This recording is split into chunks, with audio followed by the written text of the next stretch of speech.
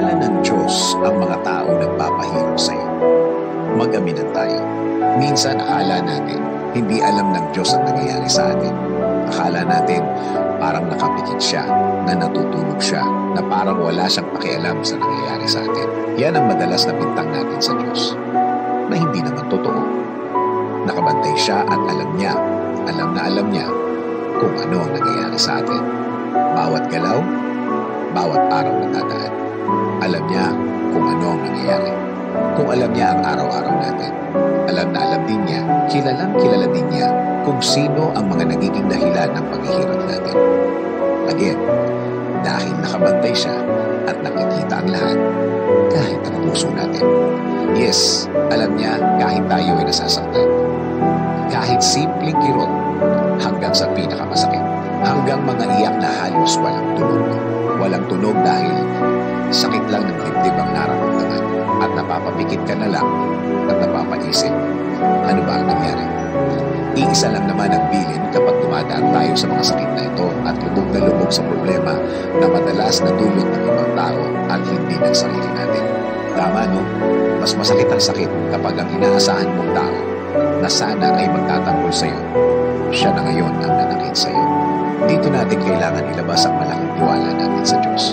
Kung alam niya ang lahat ng nangyari at andyan siya mula sa simula, tama lang na pagkatiwalaan mo siya sa mga susunod na gagawin niya. Ayaw niya na tayo ang gaganti dahil mawawala ka lang sa focus at nagiging malabo ang tingin mo sa mga blessings niya araw-araw. At dadating ang panahon na hindi mo na ito mapapansin dahil nga nakafocus ka na sa galing mo. Maniwala at kumapit sa kanyang presensya.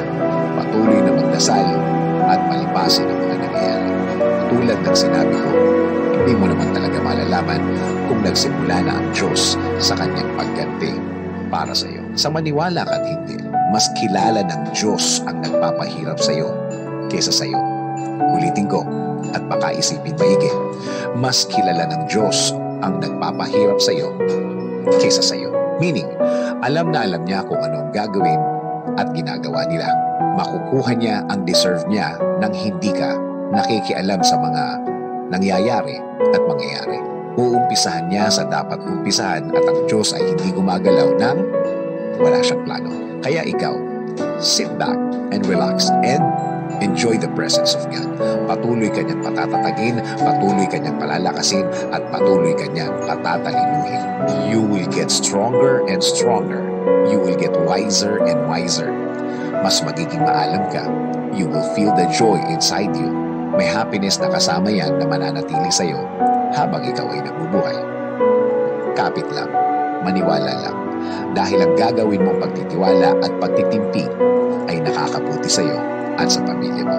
At sa bawat kabutihan na gagawin mo, may kapalit ng kabutihan din yan sa'yo at sa pamilya mo. Sabi nga sa Romans 12:19, Dear friends, never take revenge.